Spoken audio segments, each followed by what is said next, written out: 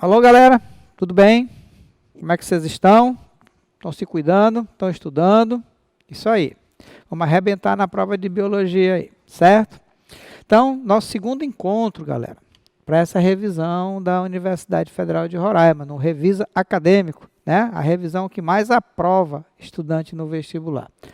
E a gente escolheu para vocês, obedecendo a sequência do livro, né? Eu sempre gosto de dar esse esclarecimento, né? Para vocês se situarem o que nós estamos fazendo, tá? Então, nós vamos dar a mesma sequência dos livros que vocês receberam. E o segundo tema do livro é ecologia, tá? Inclusive, esse conteúdo a gente viu parte dele ainda presencial, né? Antes desse fenômeno, dessa pandemia aí que assolou o planeta inteiro. Beleza? Então, ecologia, tema cobrado todos os anos, né, no vestibular, da federal, da estadual, no Enem, em qualquer lugar. Então, fica ligado que vai ser show de bola. Vamos lá, então. Primeira, a mumificação pode ocorrer por processos artificiais ou naturais. No primeiro caso, são retiradas as vísceras e o corpo é embebido em substâncias que podem preservá-los ao longo do tempo. Esse é o artificial, tá? Tira as vísceras, né, o intestino, tal, as glândulas, tudo, né? E mergulha o corpo do indivíduo em substâncias como formol, por exemplo, né, que pode preservar durante muito tempo. No segundo, no natural, nos naturais, por exemplo, por motivos climáticos, a decomposição do cadáver ocorre parcial ou lentamente, de modo que, nas partes decompostas, ocorre transferência de energia pela ação de agentes decompositores, né? Fungos e bactérias, ok? Com base nos conhecimentos sobre transferência de energia, olha, então aqui ele quer seu conhecimento sobre transferência de energia entre diferentes níveis tróficos, então ele está falando de uma cadeia alimentar, assinale a alternativa correta. Então vamos lá, letra A. Vamos ler cada uma delas.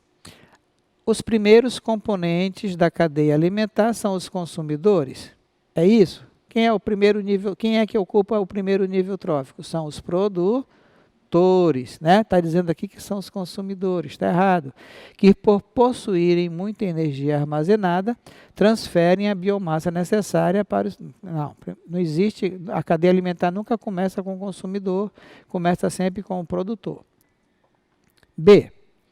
A luminosidade do Sol é convertida em energia e entra na biosfera por meio de seres decompositores, os quais, durante o processo de decomposição, reciclam moléculas orgânicas em compostos inorgânicos, água, gás oxigênio e gás carbônico. Mas a luminosidade vai ser convertida pelos decompositores ou pelos produtores. C.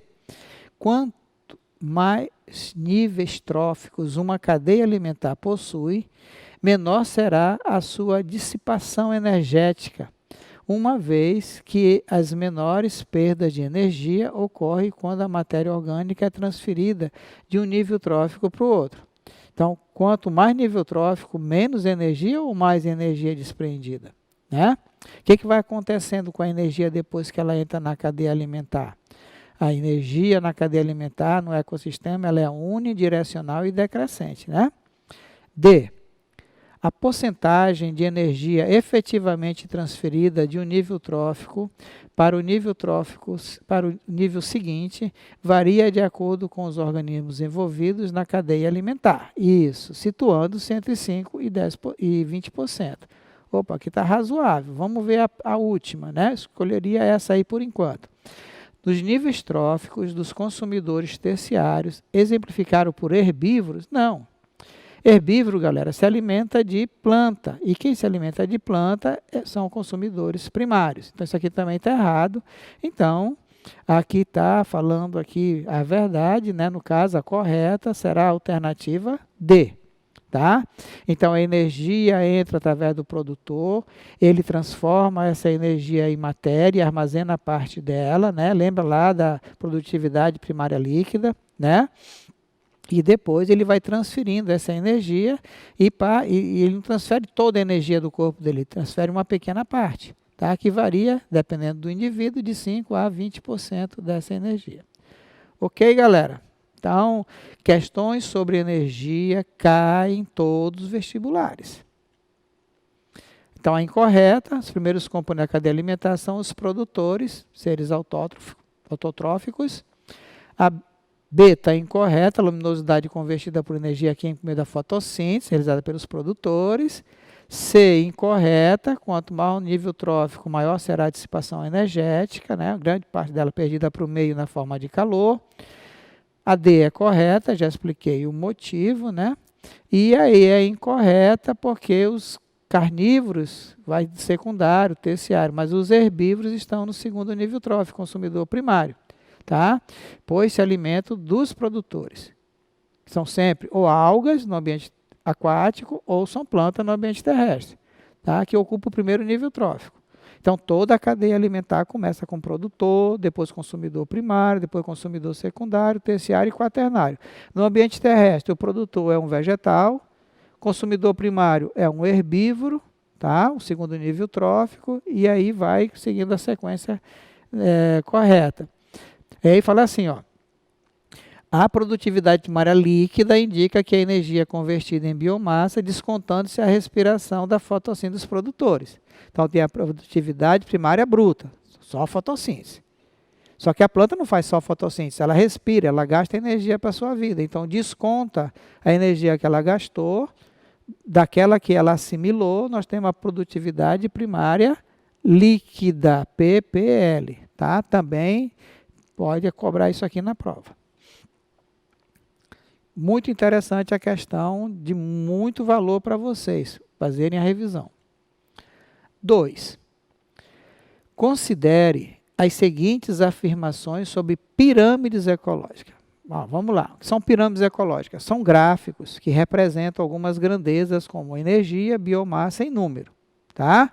Então, são gráficos. Recebe o nome de pirâmide porque algumas delas desses gráficos têm aparência de uma pirâmide, mas não todas obrigatoriamente vão ter a aparência de pirâmide. Então, vamos lá. 1. A produtividade secundária líquida. A primária é aquela que está lá no produtor. A secundária já está na cadeia alimentar do consumidor primário para frente. A produtividade primária líquida representada na pirâmide de energia, a matéria orgânica acumulada pelo autótrofo em um período de tempo, um certo período de tempo. Está certo isso? Pelos autótrofos, é a secundária ou é a primária? Né?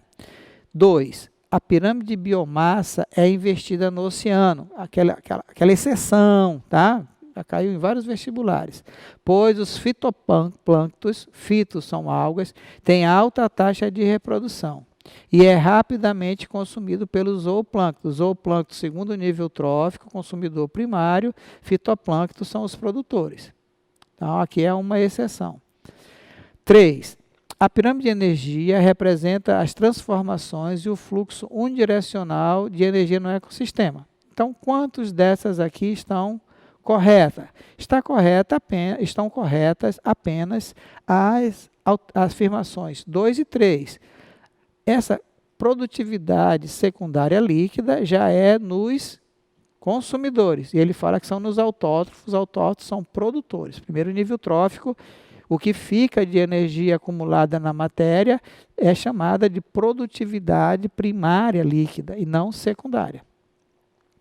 Então, a 1 incorreta, a produtividade secundária líquida é a energia armazenada em biomassa nos consumidores heterótrofos, não nos autótrofos, já descontado o gasto de suas atividades metabólicas. É o que estará disponível para o próximo nível trófico. Tá? Também interessante. Sobre energia, duas questões sobre energia, né? Assinale a alternativa que apresenta exemplo de interações ecológicas interespecífica positiva ou harmônica, então, entre seres de espécies diferentes, harmônica. Interespecífica negativa, então, entre seres de espécies diferentes, desarmônica. E intraespecífica, não falou se era harmônica ou desarmônica, tá? Respectivamente. Então, colônia. Colônia é um exemplo de relação intraespecífica. E ele quer interespecífica, então A não pode ser. Comensalismo, interespecífica. Mutualismo, interespecífica. Competição pode ser intra ou inter. Amensalismo, então já tiramos aqui A. Mas ele quer positiva. Comensalismo é positivo, mutualismo é positivo, mas competição não é e amensalismo também não. Tá? Então ficamos nessas duas. Vamos passar para a segunda, interespecífica negativa. Predação é, mas colônia não é, então está fora. Competição pode ser, inquilinismo não é negativo, é indiferente. Parasitismo é, e competição é. E uma intraespecífica, parasitismo não é entre seres da mesma espécie. Sociedade é intraespecífica. Sociedade, colônia também é. Então, qual que nós ficamos aqui? Ficamos com comensalismo. É um exemplo de relação interespecífica positiva, onde o comensal se alimenta do resto do alimento do outro ser vivo, sem prejudicar nem beneficiar o outro. É o exemplo, por exemplo, do urubu, que vem comer a carcaça da zebra que foi abatida pelo leão. Tá certo? Então, o urubu é o comensal, não está prejudicando o leão. Tá? Depois ele quer interespecífica negativa. Competição. A competição pode ser inter ou intraespecífica, mas ela é negativa. Tá? Ou desarmônica. E depois ele quer uma intraespecífica, não especificou que tipo, a sociedade atende esse requisito. Ok? Colônia, formada por conjunto de indivíduos da mesma espécie, normalmente são geneticamente iguais, porque se reproduz sexuadamente, as isomórficas, embora existam as colônias heteromórficas, como a caravela, né? E elas são harmônicas. Predação, o indivíduo de uma espécie mata o outro para se alimentar. Parasitismo, o indivíduo necessita e prejudica o outro, né? Mutualismo, dois indivíduos de espécies diferentes se beneficiam e um não vive sem o outro. Inquilinismo, o indivíduo mora no corpo do outro sem prejudicar nem beneficiar o outro, mas ele é beneficiado, o inquilino. Sociedade. Sociedade é uma relação entre seres da mesma espécie, tá? Só que eles não precisam viver unidos fisicamente. E os indivíduos são diferentes geneticamente, caso da colmeia, do cupim, do formigueiro. Tá? A competição intraespecífica, os indivíduos precisam do mesmo recurso, acabam brigando quando falta, ou interespecífica, quando estão no mesmo habitat e ocupam o mesmo nicho. Amensalismo, quando o indivíduo impede outro indivíduo de se reproduzir, tá certo? No caso da maré vermelha, e aqui eu já falei. Tá? Então, relembrem isso aqui, cada uma delas, porque costuma cair na prova. Relações ecológicas intra- e interespecífico, harmônicas e desarmônicas. Tá? As mais cobradas são essas aqui. Comensalismo é uma relação ecológica interespecífica positiva, pois ocorre entre espécies diferentes e uma é beneficiada enquanto a outra não obtém nenhum benefício ou não sofre prejuízo, é indiferente. Como a associação entre o peixe rêmora, que tem aquela ventosa que se prende no tubarão. A rêmora se adere ao tubarão, que fornece transporte e resto de alimento. Assim como a relação entre o abutre e carnívoros, pois o abutre acompanha os carnívoros, servindo-se do resto da caça abandonada por eles. E a competição é uma relação ecológica negativa, que ocorre entre espécies diferentes, interespecífica, com disputa de recursos. Então, aqui, obrigatoriamente, tem que ter o mesmo nicho, o mesmo habitat, tá? Mas também pode ocorrer na indivíduo da mesma espécie, que obrigatoriamente tem o mesmo nicho, tá? E a sociedade É uma relação ecológica intraespecífica entre seres da mesma espécie, pois são grupos de organismos da mesma espécie em que o indivíduo apresenta algum grau de cooperação, comunicação e divisão de trabalho, conservando relativa independência e mobilidade, que não acontece na colônia. Tá? A bactéria não sai para passear, buscar água, coletar néctar, nada disso. Mas a abelha, sim, a saúva, cupim, tem as sociedades que são permanentes, como essa que eu acabei de citar, e tem aquelas sociedades temporárias, que são criadas para um determinado objetivo, depois ela se desfaz. Quarta questão. Em um campo experimental, na zona da Mata Mineira, uma pastagem foi queimada e abandonada. Então, existia aqui uma pastagem que foi queimada e abandonada. Com o passar do tempo, pesquisadores observaram a colonização por gramínea, depois por ervas e arbustos, e finalmente por árvore. Então, eles deram uma sequência dos acontecimentos. Primeiro gramínea, depois erva e depois arbusto. É correto afirmar que se trata de uma sucessão ecológica, secundária, primária, clímax, desclímax ou ecótono.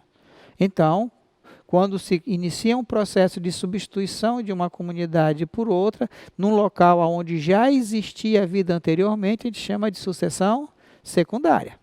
Tá? Tipo sucessão ecológica é a secundária, que ocorre em locais onde já foram anteriormente ocupados por alguma comunidade biológica. Se começar do zero, como por exemplo uma rocha nua, nós temos uma sucessão ecológica primária. Tá? Clímax é o estágio final da sucessão e o ecótono é uma transição entre dois ecossistemas. Quinta questão.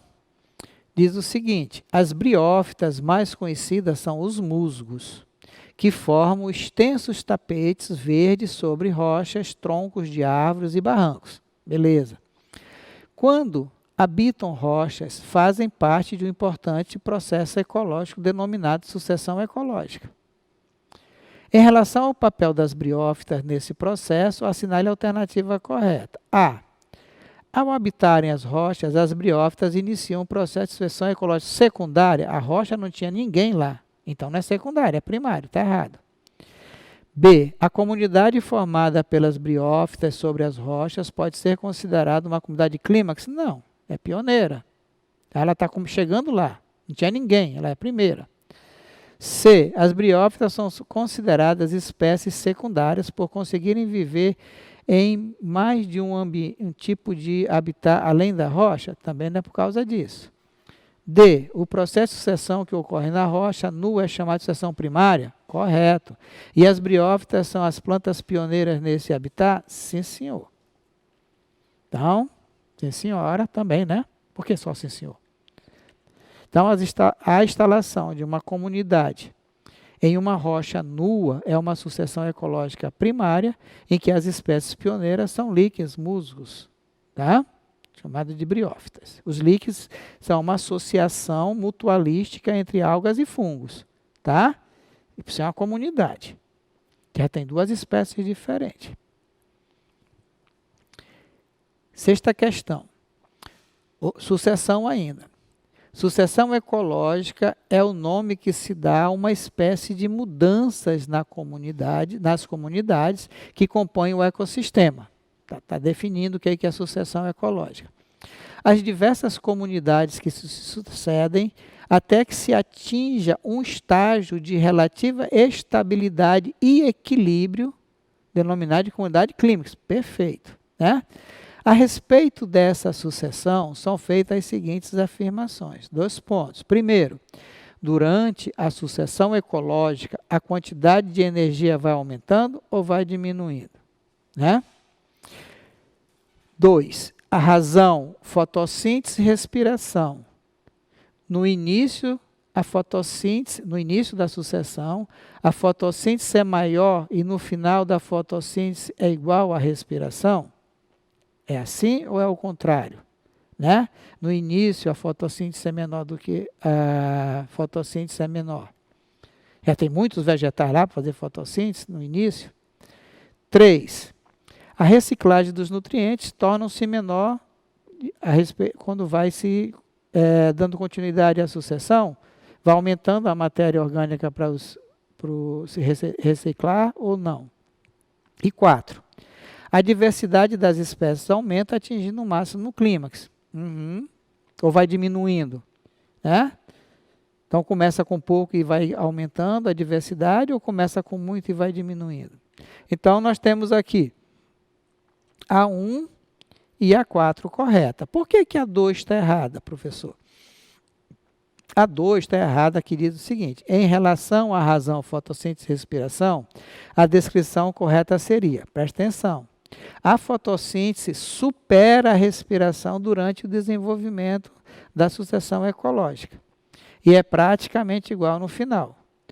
Nos termos inicial e final, são inadequados para a descrição dessa relação. Aqui ele fala do início, né? Na 2 ele fala assim, no início e no final.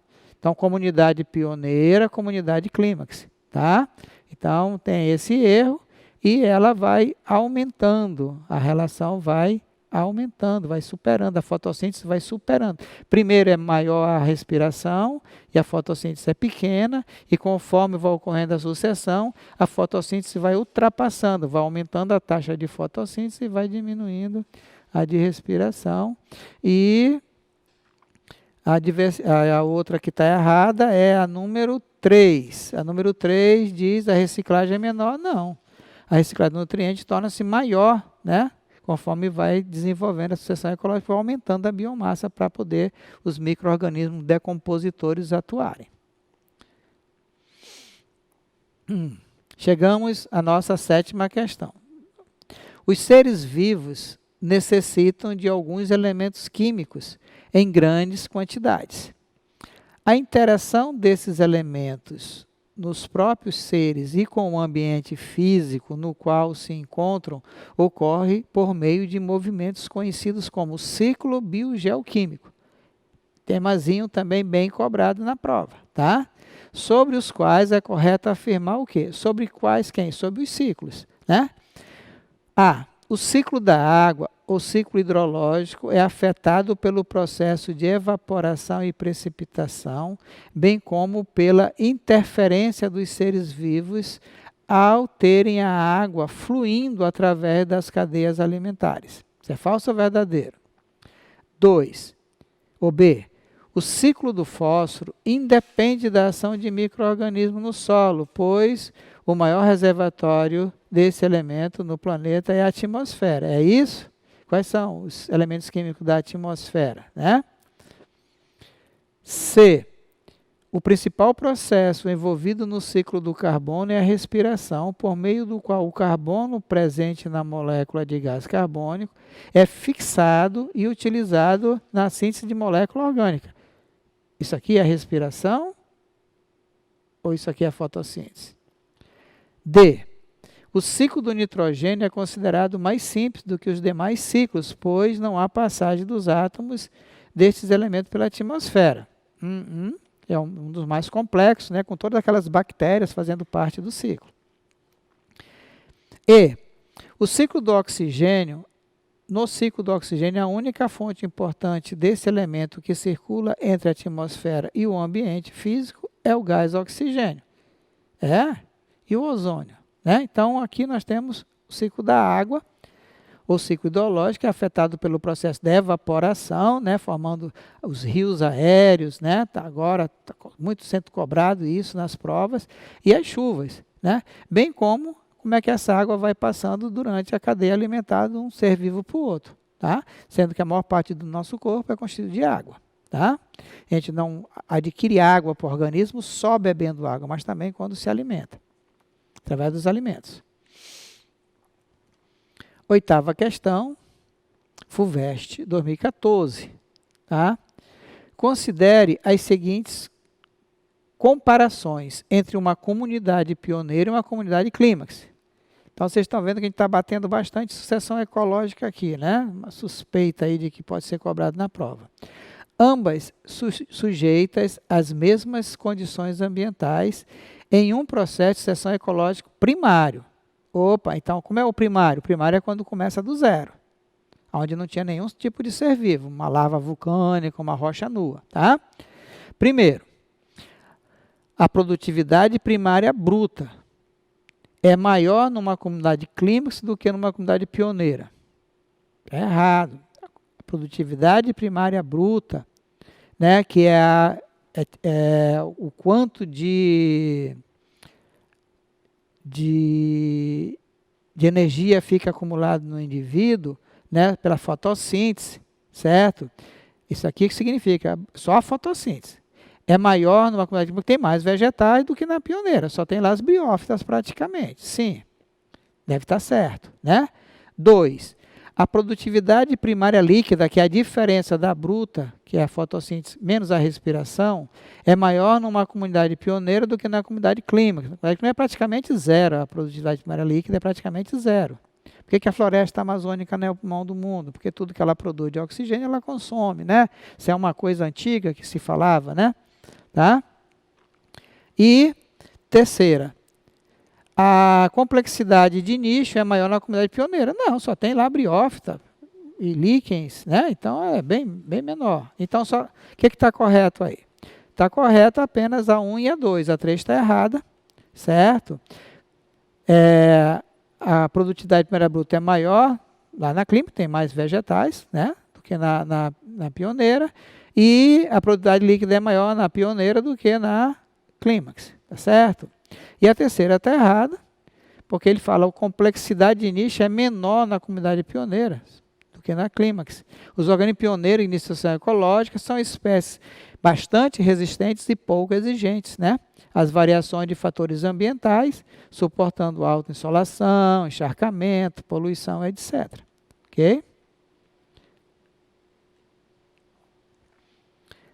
Essa questão é do Enem, segunda aplicação de 2014, questão número 9 aqui. Diz o seguinte: a adubação verde, falamos nisso em sala de aula, uma das maneiras de cultivar e tratar bem o solo é uma técnica agrícola que consiste no cultivo de espécies de plantas com elevado potencial de produção de massa vegetal, semeadas em rotação, sucessão e até em consórcio com outras culturas de interesse econômico. Então, aqui ele fala de práticas agrícolas, né? A rotação de cultura, onde plantou uma leguminosa, planta uma gramínea, depois vai fazendo a rotação de cultura. Aqui ele fala também em consórcio, quando planta 2, 3 culturas tudo junto, né? E a sucessão, vai igual tipo, imitando a sucessão ecológica. No cultivo em rotação, esse que eu falei para vocês, no local onde plantou feijão, planta milho, onde plantou milho, planta feijão, e assim vai fazendo, vai rodando, né? O adubo verde pode ser incorporado ao solo após a roçada para posterior plantio de cultura de interesse econômico ou mantido em cobertura sobre a superfície do terreno, fazendo-se o plantio direto da cultura na palhada. Então, você plantou o feijão, você pode, depois de colher o feijão, passar o arado para incorporar os pezinhos de feijão ao solo, ou simplesmente roçar e deixar em cima e plantar ali a outra cultura. Tá? Então, como a maioria das pessoas não tem muito conhecimento sobre as práticas agrícolas, tem que dar uma lida a respeito disso. Mas aqui ele está focando na adubação verde. A técnica de adubação verde é vantajosa por quê? A. Permite correção química refinada do solo. Está falando aqui em calcário, né? Quem corrige o solo é o calcário, né? O solo muito ácido joga calcário. B. Liberar gradualmente sais minerais diversos. Nessa cobertura vai ter sais minerais que estão presentes nessas plantas da adubação verde. C. Viabilizar uma adubação rápida em regiões frias. Tem alguma coisa a ver? Não está falando de determinada região aqui, ele está falando de um modo geral. D. Permitir o arraste da massa vegetal, evitando excesso. Não tem nada a ver. Limitar a respiração do solo, diminuindo nematóides indesejáveis. Não tem nada a ver. Então, liberar gradativamente sais minerais é a finalidade, né, da adubação verde. É isso que ela traz de vantagem. Em vez de eu jogar NPK, os próprios corpos das plantas que estavam plantadas aí, né, cultivadas, vão liberando gradualmente através da decomposição. Então, aqui a explicação mais por escrito para vocês, né, para quem tem dificuldade. A adubação verde é uma prática em que certas plantas são utilizadas como adubo para o solo de planta de interesse econômico. Consiste no plantio de espécies, geralmente leguminosas, tá? Feijão, soja, amendoim, tá? Que fixam grande quantidade de nitrogênio. Lembra lá que tem as bactérias, os rizóbios, né, na raiz das leguminosas, gerando maior biomassa e os nutrientes acumulados são incorporados ao solo, fertilizando, tornando o solo mais rico, através da liberação de diversos sais minerais, permitindo a absorção pela cultura plantada para fins agrícolas e econômicos. Beleza? Então, de vez em quando aparece alguma coisa sobre adubação verde, principalmente do ponto de vista ecológico, né, que ela prejudica menos o solo do que a adubação química, do NPK. 10ª questão. Quando um único ecossistema se desequilibra, rompe-se todo o equilíbrio do planeta. As sucessivas agressões ambientais praticadas pelo ser humano colocam o planeta em desequilíbrio sob séria ameaça. Então, aqui uma afirmação, né? Assinale a alternativa correta sobre os equilíbrios ambientais. A. As agressões ambientais são consequências do desenvolvimento econômico e não interferem no desequilíbrio ambiental. As agressões ambientais não interferem, né? B. Os desequilíbrios ambientais estão associados à manutenção de parques nacionais.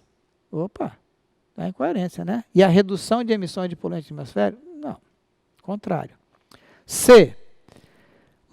Os desequilíbrios ambientais estão associados a algum tipo de poluição causada por um ou mais poluentes, tais como poluição atmosférica, poluição hídrica e poluição do solo. Interessante.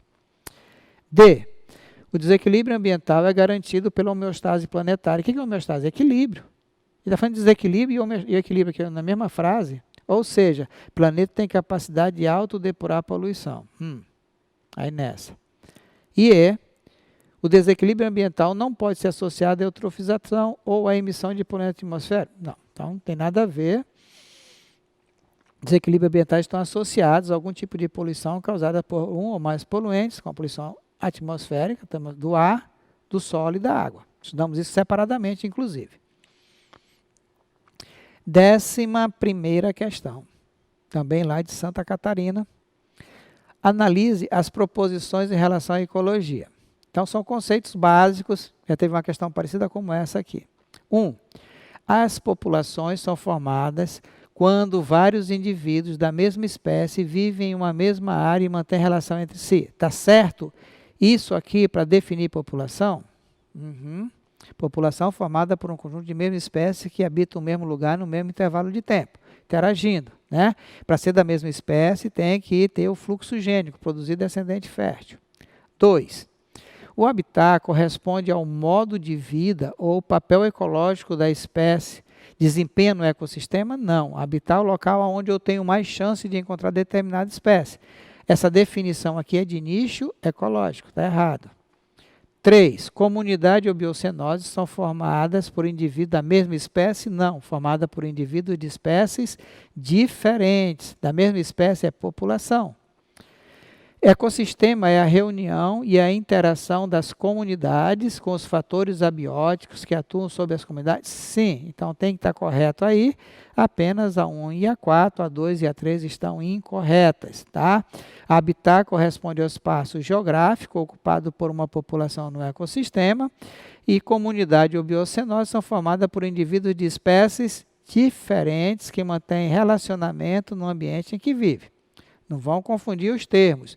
Tem que memorizar população, comunidade, ecossistema, ecótono, habitat, nicho, consumidor primário, secundário, produtor. Tudo isso tem que estar bem claro na mente de vocês que costuma aparecer cobrando isso na prova. Conceitos básicos de ecologia. 12ª questão. Os ciclos biogeoquímicos referem-se à movimentação dos elementos químicos no ecossistema entre os seres vivos e o meio ambiente. Está definindo. Analise as afirmativas abaixo sobre os diversos ciclos e assinale a alternativa correta. A. Toda a água absorvida por plantas e animais é utilizada na síntese de outras substâncias. retornando ao meio ambiente exclusivamente através dos decompositores? Exclusivamente. Em biologia isso é muito arriscado, né? Está fechando a porta para outras possibilidades, como transpiração, a excreção, né? A urina, o suor, né? O choro, a lágrima, a fala. Bom. B. O carbono da atmosfera é incorporado aos seres vivos através da respiração ou é através da fotossíntese? Respiração libera gás carbônico, não incorpora. C. O fósforo é incorporado aos seres vivos através dos vegetais pela absorção dos fosfatos dissolvidos no solo? Sim. A gente joga NPK no solo para quê? Para a planta absorver. Ou então, se o solo já tiver, melhor ainda. D. As bactérias fixam o nitrato atmosférico. Nitrato atmosférico? Não. Na atmosfera é gás nitrogênio, né? E o transfere para a planta através de gás nitrogênio? Não, ao contrário. Elas fixam o nitrogênio, o gás nitrogênio e transferem através de nitrato. E a utilização do etanol em substituição ao combustível fóssil acarretou um aumento da concentração de óxido de enxofre na atmosfera? Não. É o combustível fóssil que maior libera o óxido de enxofre para chuva ácida, por exemplo. Então, o fósforo incorporado aos seres vivos através dos vegetais pela absorção do fosfato dissolvido no solo. 13ª questão, também sobre ciclo. Vamos lá, mas aqui fala o seguinte. Os átomos dos elementos químicos são assimilados e transferidos continuamente entre organismos e o ambiente. E a ciclagem desses elementos é denominado ciclo biogeoquímico. Você vê que, quando vai falar de ciclo biogeoquímico, sempre começa definindo o que é. Considere o ciclo biogeoquímico do carbono representado na figura. Esse ciclo sempre cai em prova, principalmente em Enem, né? Analise as afirmações a seguir de acordo com a figura acima representada. Essa figura aqui. Então, vamos lá. Ó. Aqui está o gás carbônico. Está onde? Na atmosfera. Né? E aqui é a seta 1. A planta está absorvendo o gás carbônico, o que é? Fotossíntese. Então, escreve aqui, fotossíntese. Tá certo? 1. A planta está eliminando o gás carbônico para a atmosfera. Respiração. Só que não tem número aqui. Tá? Animais herbívoros estão eliminando o gás carbônico para a atmosfera. Respiração. Tá? A planta está pegando o gás carbônico, fotossíntese, transformando em carboidrato, fotossíntese, e depois transferindo para os animais herbívoros. Né? Uma cadeia alimentar aqui, ó. Certo? Alimentação. Tá? E aqui, respiração, fotossíntese, e aqui é o quê? O 3, assimilação por decomposição, o herbívoro vai decompor o carboidrato ou são as bactérias e os fungos aqui? Então vamos lá. Analisaram? No processo 1 corresponde à assimilação pela fotossíntese. Correto. 2. O processo 2 corresponde à respiração. Correto. 3. O processo 3 corresponde à assimilação pela decomposição. Não está correto, está errado. Tá? Está transferindo para o herbívoro na cadeia alimentar. 14ª questão. Os alimentos que conhecemos como frutos do mar são considerados ingredientes fundamentais na alimentação balanceada. Porém, podem conter substâncias que, em vez de longevidade prometida, acelera o fim, a morte. Isso ocorre pois algumas substâncias ficam concentradas nos organismos que estão no ápice da cadeia alimentar. Opa, então está dizendo que algumas substâncias ficam concentradas lá no ápice da cadeia alimentar, aqui em cima. A figura abaixo representa essa situação, que pode ser denominada. Que substância que ele está dizendo? DDT. Olha o nome do DDT, tem gente que não sabe, né? Um palavrão. Diclorodifenilcloretano. Isso é que significa DDT. E ppm parte por milhão. Então, aqui tem 0, alguma parte por milhão, tal, vai aumentando lá no homem. Tá? Entra aqui no fitoplâncton, passa para o zooplâncton, pequenos peixes, grandes peixes, chegou no homem e está dizendo que essa alta concentração pode ser o fim para o homem. Como é que a gente chama esse tipo de situação onde a substância vai se acumulando, ela não é biodegradável, ela vai se acumulando conforme vai passando de um nível trófico para o outro. É uma pirâmide trófica, uma bioacumulação, teia alimentar, pirâmide de energia, transformação bioquímica. Aqui no enunciado tem alguma coisa que nos ajuda, mesmo que a gente não tivesse noção, né, que daria para a gente descobrir a resposta, que ele fica dizendo o seguinte: isso ocorre pois algumas substâncias ficam concentradas, vai se acumulando, bioacumulação, ou chamada de magnificação trófica, tá? DDT, chumbo, mercúrio, assunto super explorado, batido nos vestibulares. O DDT é um inseticida organoclorado não biodegradável, capaz de acumular ao longo dos níveis tróficos da cadeia alimentar. A pirâmide mostra o processo de bioacumulação, também conhecida como magnificação trófica. O ser humano, no topo da cadeia alimentar, apresenta maior concentração de DDT no corpo em relação aos outros elos da cadeia alimentar. Então, gente, ó, mercúrio, DDT, chumbo, substância radioativa, agrotóxicos, são substâncias que têm essa característica. Ele é chamado de bioacumulação ou magnificação trófica ou substância de efeito cumulativo, como ele diz aqui, ó, vai ficando concentrada, ok? E chegamos na nossa última questão, né, sobre esse tema tão empolgante que é a ecologia, que eu gosto muito. Então vamos lá. O efeito estufa leva ao aquecimento global, que a longo prazo pode ocasionar derretimento das calotas polares, aumento dos níveis do mar e alteração nos ciclos das chuvas.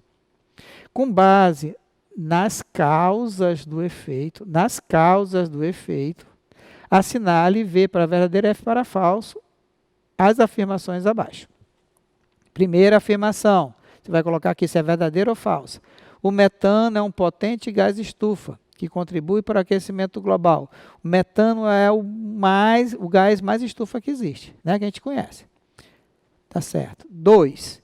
Depósitos massivos de metano presos sob camadas de gelo muito antigas que estão derretendo e irão agravar o efeito estufa nos próximos anos. Será que isso é verdade? Terceiro, o aumento da concentração do fósforo na atmosfera intensifica o efeito estufa, o fósforo na atmosfera. E a última, duas grandes fontes de emissão de metano são a flautulência dos ruminantes, arroto, e a plantação de arroz. Será? Né? Qual é a sequência correta? Então, nós temos verdadeira, falso, como eu disse para você, não tem fosfato na atmosfera, e verdadeira. O fósforo não ocorre na atmosfera, o resto está tudo verdade. A emissão do metano pelos ruminantes intensifica o efeito estufa. Ok, galera? Então, concluímos, né, esse nosso segundo encontro falando de ecologia, um dos temas mais cobrados nos vestibulares em todos os tempos, em todas as universidades. Então, reforço aqui, né, a minha sugestão de que vocês se concentrem, né, aí, dê uma parcela do seu tempo, do seu estudo, para você entender bem a ecologia, porque a probabilidade, né, de surgir uma pergunta de ecologia na prova é muito grande e a gente quer que vocês acertem. Qualquer dúvida, nos procurem, continuem estudando, né, e fiquem em casa, fiquem bem e nos vemos no nosso próximo encontro. Bye, bye, galera. Fiquem em casa, fique bem e se cuidem.